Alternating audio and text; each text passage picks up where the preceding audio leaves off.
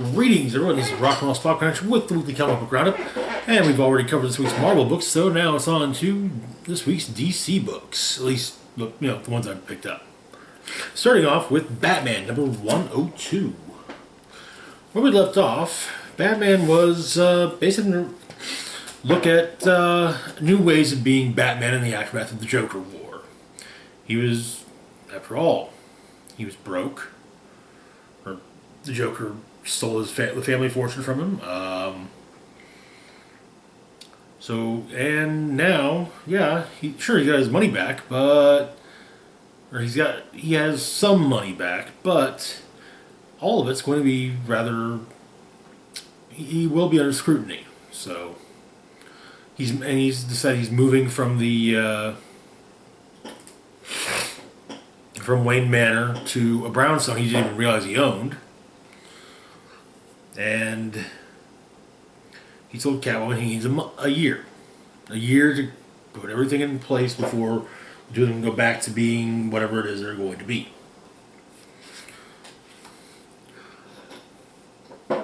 So we begin. A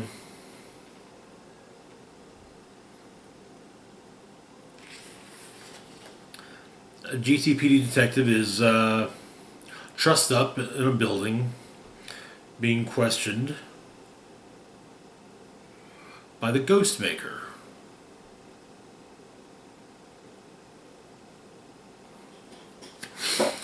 And the cop actually thinks that Ghostmaker is one of Batman's allies.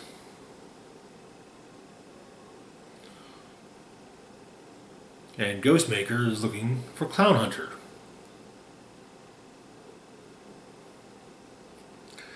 Elsewhere, Batman is going after the group known as Grinners.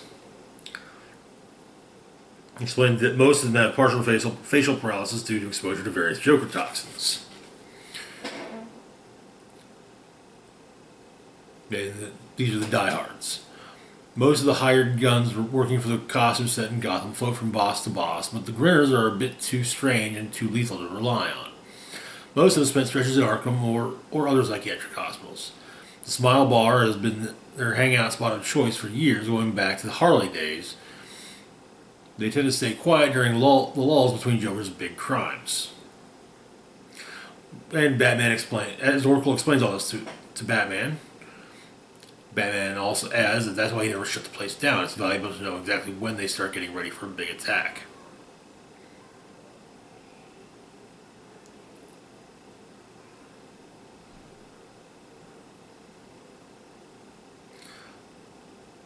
But she said, Oracle then adds that that's a clever way to basically say that he knows everything she was going to say.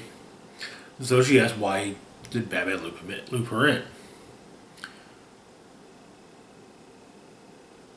And he explains some of them are a few dozen, all armed, all eager to prove themselves a Joker. He wants eyes on the inside. And Oracle says that, assumes that Lucius told Batman that he won't keep repairing Batman's suits, and, well, Batman doesn't want to do it himself.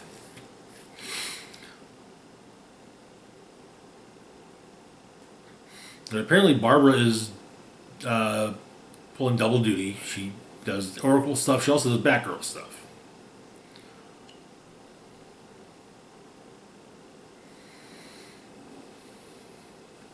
But Oracle also assumes that this is about Clown Hunter, and Batman's trying to get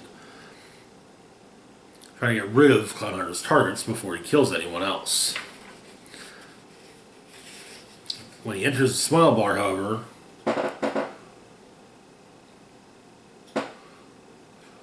they realize, both Oracle and Batman realize that they were beaten to the punch. Clown Hunter has massacred the bar already. Let everything on a loop, all to send a message. However, Batman investigates further and realizes that Clown Hunter didn't massacre the bar. someone else did. Batman promptly tells Oracle to deactivate her computer systems and maintain radio silence until he contacts her. And then when this is over, he'll explain what's going on. Adding that whatever this is, it's personal. We then have a flashback to Dublin, Ireland, many years ago. A man is tossed through the window of Druid's Tavern by a young Bruce Wayne. Apparently, Bruce has been told the man he just tossed through a window is one of the best knife fighters in the world.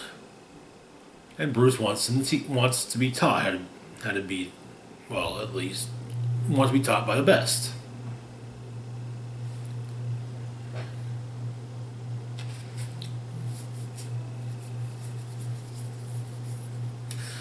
So Tommy Tavane, the Irishman, pulls his knives. Young Bruce gets into a fighting stance. And basically, Bruce means to prove that he's a worthy pupil of Tavane. However,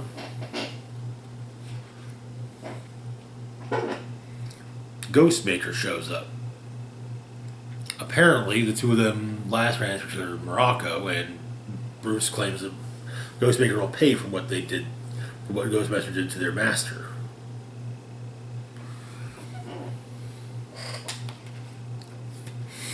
And so, back in the present, Harley Quinn is trying to rent an apartment in the Little Santa Prisa district of Gotham. Because of who she is, she's offering double rent to the landlord.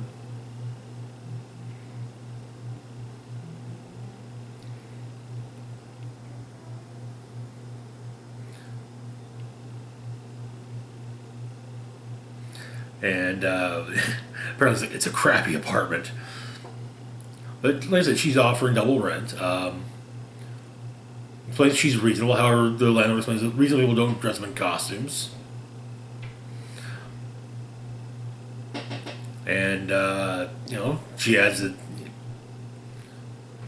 you tell me you wouldn't give Superman an apartment? And he says, you're not Superman. And he's like, yeah, but he would offer you double rent for this shithole. He's got class. Harley's got no class. She's like a cockroach the universe keeps stomping on and she keeps popping back up.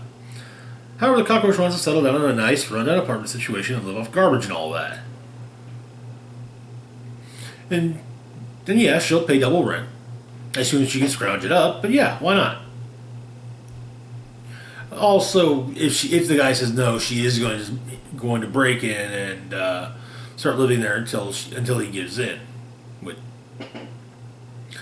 double rent, she doesn't talk to the other tenants. The other tenants are good people.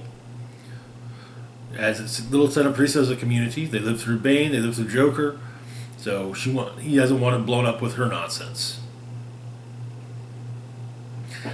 As he walks off, she then asks what his landlord's policy is on hyenas. Meanwhile, across the way, Clown Hunter is watching her and getting ready to strike.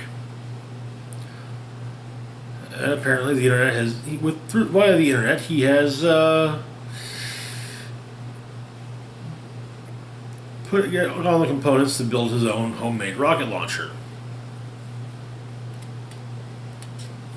However, Ghostmaker finds him.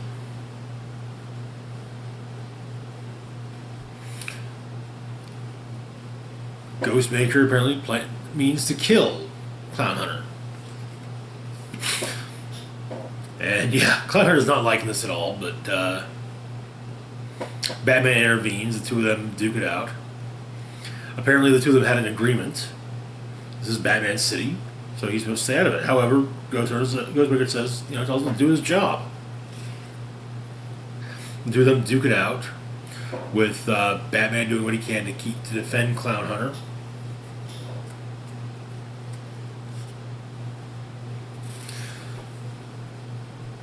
And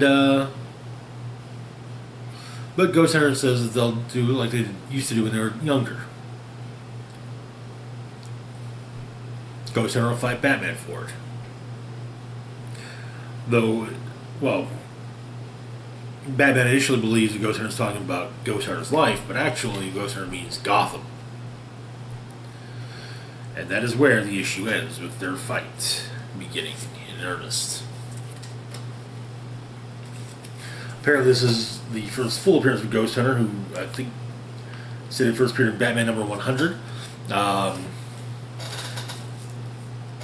So kind of neat seeing the introduction of a brand new character, in part because they needed another villain for the last arc for the end of the year. So yeah. Moving on to Justice League number 56. Where we left off,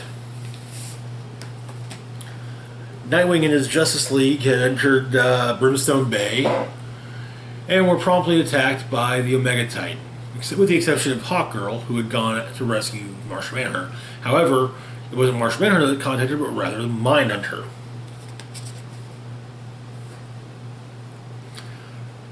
And so Detective Chimp watches as the League goes to take on the Omega Titan.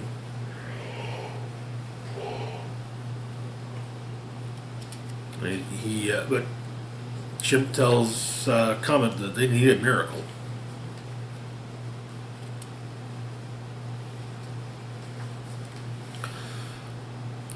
Meanwhile, Hawkgirl is facing off against Mindhunter, doing everything she can to fight him off, to fend him off, both mentally and physically. That's actually kind of seems to be a fairly even match.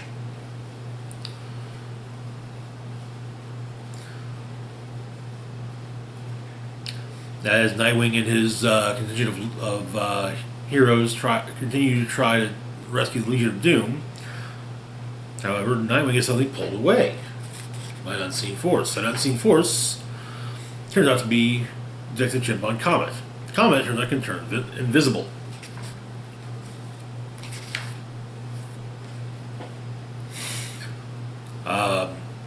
Martian manages to regain enough consciousness to utilize some of his power and use his heat vision to basically light Hawkgirl's mace on fire, so burning nth metal, which she then uses to smack the shit out of Mindhunter.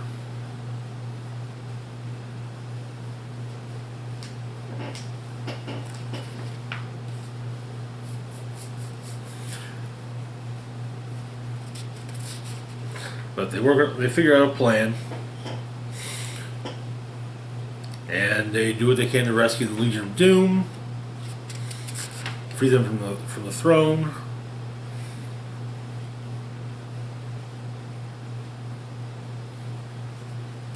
While Detective Chimp taunts the Omega Titan, leading to the destruction of Perpetua's throne on accident.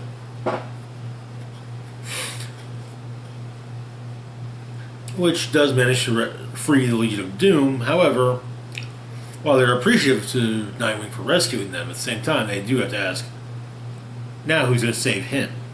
And that is where the issue ends.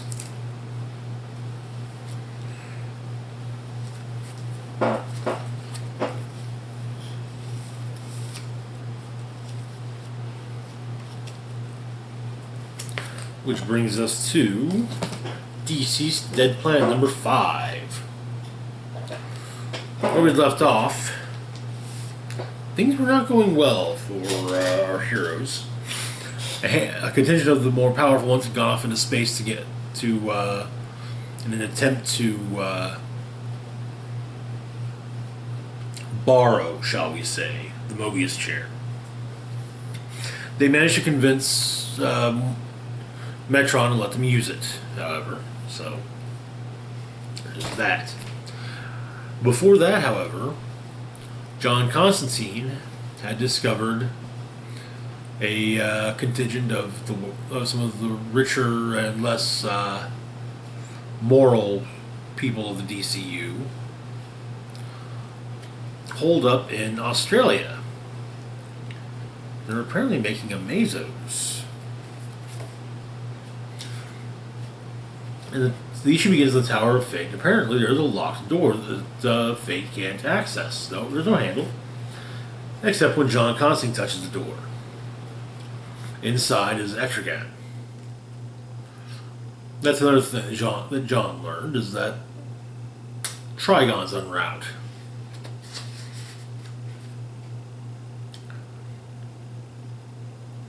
A potential plan exists, so John puts together a team, includes Damian, Swamp Thing, Red Hood, Ravager, and Cassandra Cain. They head to Nana Parbat, make their way in.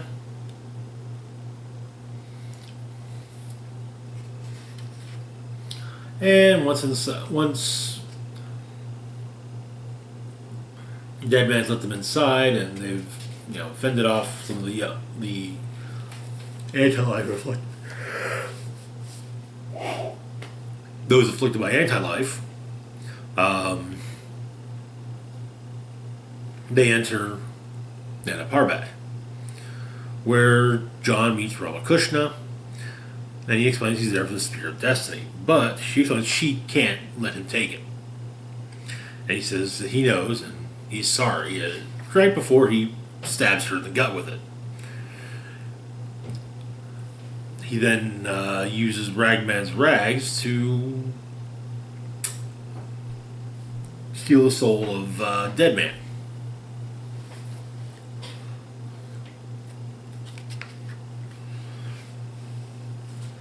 The group then goes to the Rock of Eternity. However, Ravager has a sudden vision.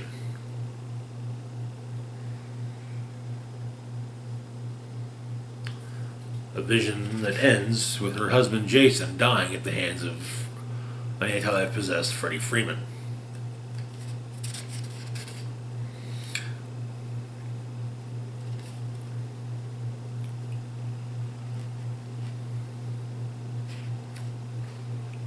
Cassandra picks up the staff of the wizard Shazam, says the word, gains the power, and takes down Captain Marvel Jr. As well. Rose and Jason have a heartfelt goodbye.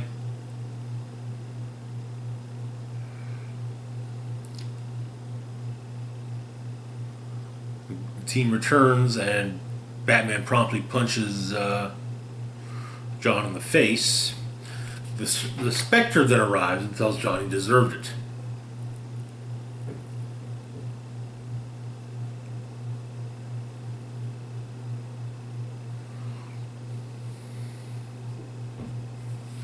And that is where, after a short discussion between the two, where the Spear of Destiny can kill the Spectre, but the Spectre does say he can stop what Constantine's doing. Though Constantine does add that, he's the Spectre, Spirit of Vengeance. So he asks, why don't you use all that power and channel into a bit of insight? And he asks what the Spectre thinks John is motivated by. Leaves Spectre to fly off, saying good night, John, while Constantine says good night to the Spectre as well. And that is where the issue ends.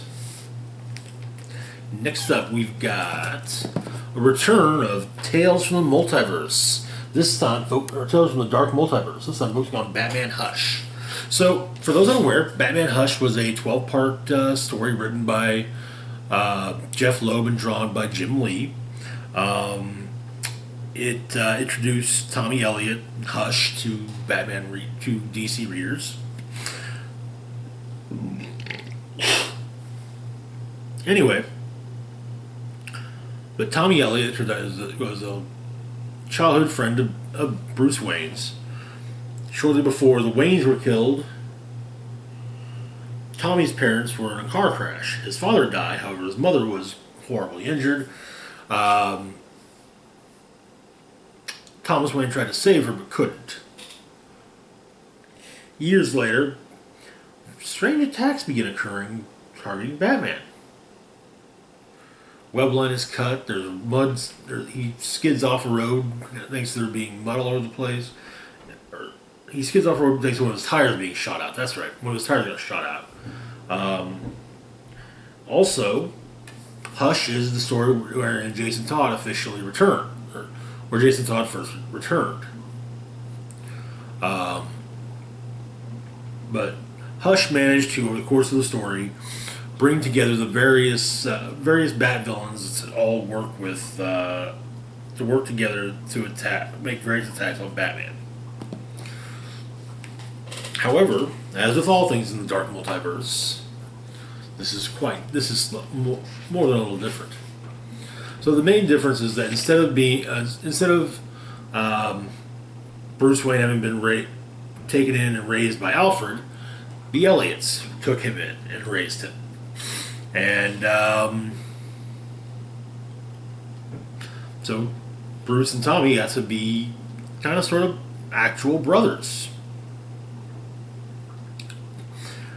Bruce wanted to get vengeance, however, no one would help him, so he kind of turned everything inward. So now we discover that Tommy Elliott is in fact now a senator of the Gotham Free State. And dating Talia al Ghul. There are, of course, dissidents that fight the Gotham security forces. The Outsiders is led by none other than Barbara Gordon. However, Tommy is called to Arkham. He arrives. Here's a session about the Arkham Devil. Turns out Bruce, who's long been a patient at Arkham, is dead. He was found holding a ticket to the Mark of Zorro, however. And as Dr. Crane gets ready to leave, he passes by the janitor, Jack Napier, who's glad to go smile is stitched up. Lights go off, and suddenly Crane is attacked by a bandage-wrapped version of Batman, much like the one seen here on the cover.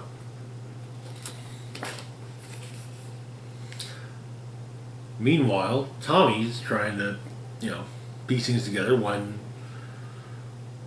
his helicopter is attacked with a missile.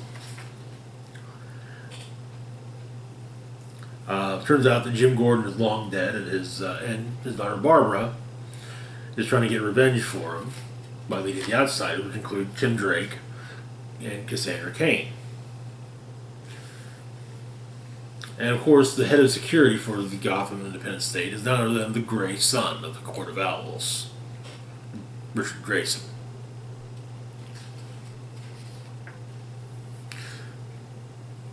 Barbara is captured, interrogated. After all, it's believed that, as multiple people have been kidnapped that night, it's believed that Oracle's behind it, Oracle and her people, but no, they're not.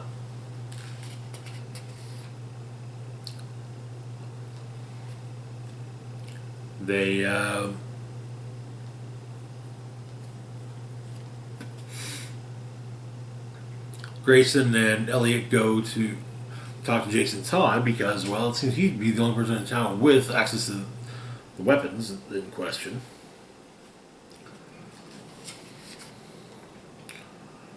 Turns out that him and Talia made an arrangement.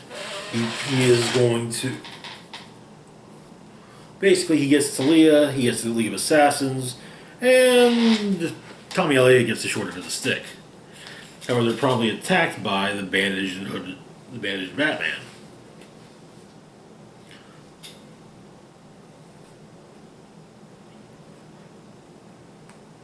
So, then, upon returning home, Tommy asks Talia, why now?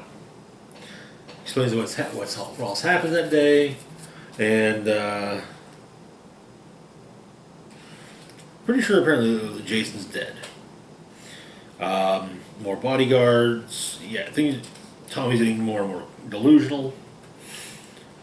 He runs into Grayson, who's at Wayne Manor, who's horribly injured. Apparently, Grayson has Elliot bugged and heard Talia's plans. Apparently, the plan has always been to put Tommy into a position of power and have him overtake the president.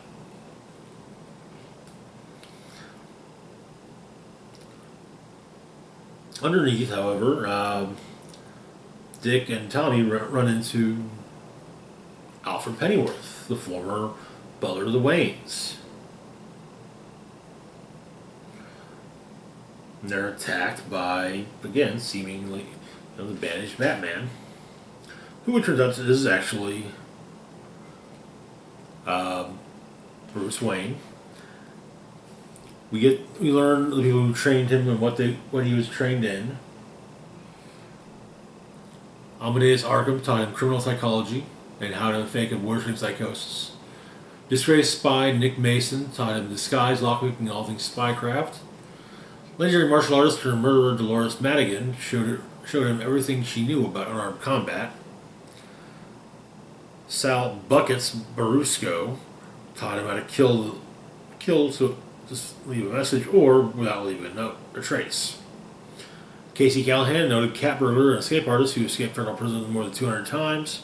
And Gideon Crow, the famous Scotland Yard detective turned serial killer. But he taught Bruce the art of detection, surveillance, poison, and so much more.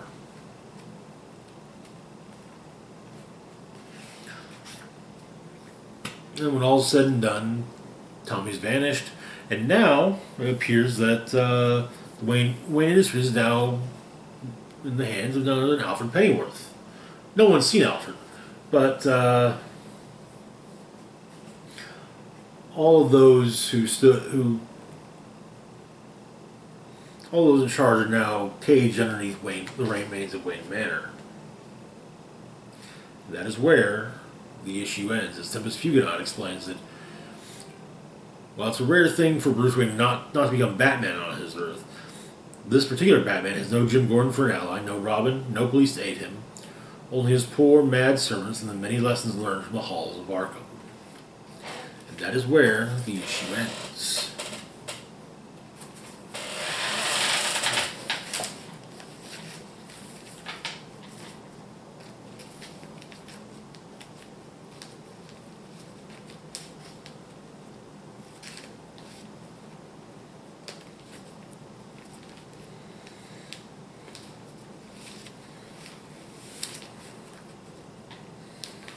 And now on to our last book of the week, Hellblazer Rise and Fall, Book 2.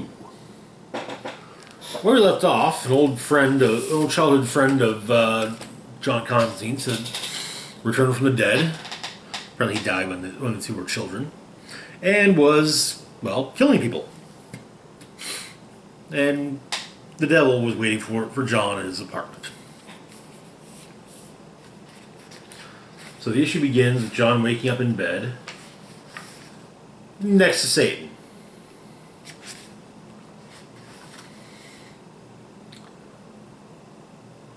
And we then flash back to the previous night. Satan eats, Lucifer eats the leftover curry that John had. Lets him down, they talk a bit. Lucifer tells John of the demon he's tracking. Despondio. Apparently a minor demon, fed on anguish, grief, and loss, and there's no shortage of any of that in hell. So he got bigger and bigger, and even tried to challenge Lucifer.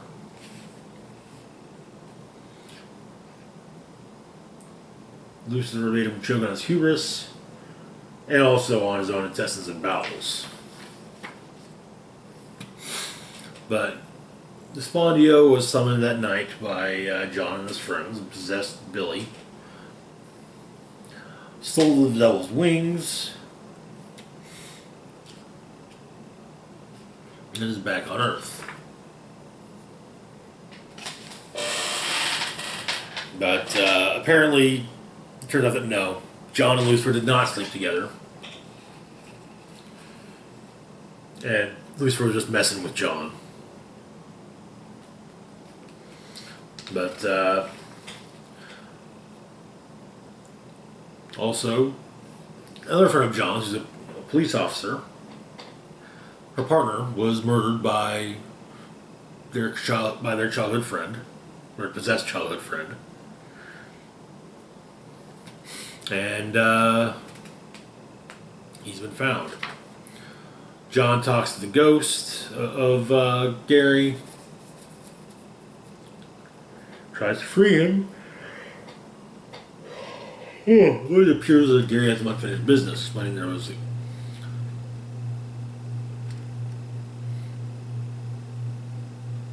a girl that he killed. It was an accident.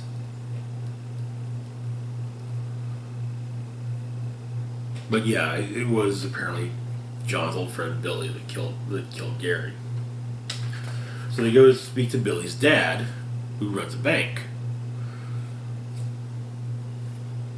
His dad has stuff to do. He does not give John and his Scotland Yard and his detective friend anything remotely resembling respect. After they leave, Billy shows up and basically tells his father how he was supposed to be.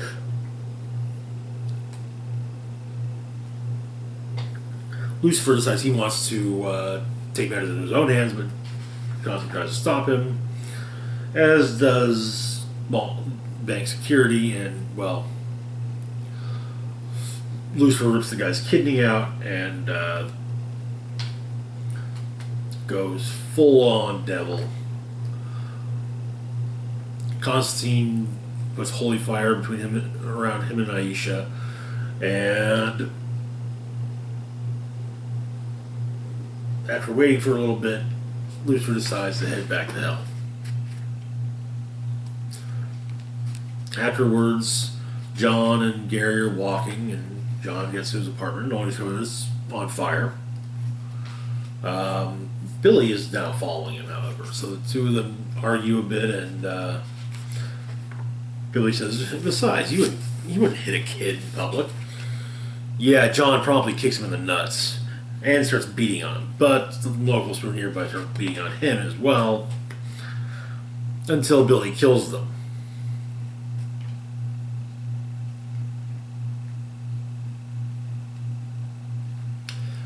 Then Lucifer shows up to save Constantine. However, Billy flies off. Lucifer apologizes for his behavior and helps John manage to work things out with his friend Aisha, mainly by getting her an arrest warrant for Billy's father.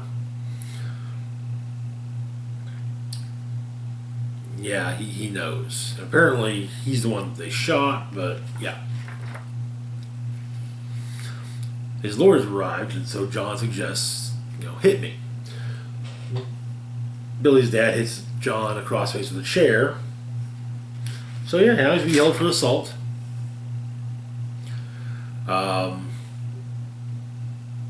Aisha returns home, and because of her friend over, her husband knows about Gary, but the kids don't. So, however, the friend turns out is none other than Billy, which is where the issue ends.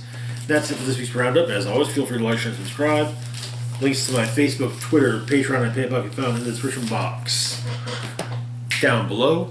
This is Rock and Roll Spock signing off, saying, live long and rock hard.